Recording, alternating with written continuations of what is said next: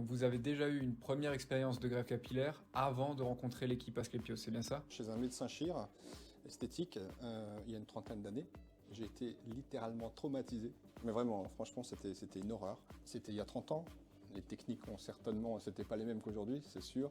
Et je pense que fondamentalement, le chirurgien qui m'avait fait ça n'était pas à même de... Enfin, il maîtrisait pas la méthode. Donc du coup, moi, si vous voulez, comme j'avais au niveau de mes golfs, j'étais vraiment bien dégarni, bah, je m'étais fait, voilà, je m'étais fait à l'idée, je me suis dit, bon, un jour, je serai chauve, et puis...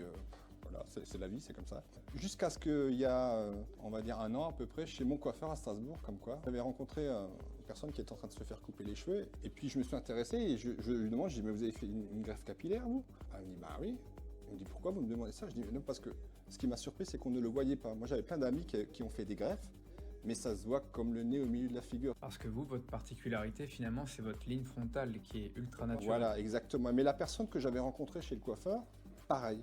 Ça ne se voyait absolument pas qu'il avait fait des implants capillaires. Donc, il m'a donné le nom du docteur, donc je me suis quand même intéressé à ça et je me suis dit pourquoi pas. Et puis je suis allé donc rencontrer le docteur qui m'a mis à l'aise. Déjà, le feeling passait bien.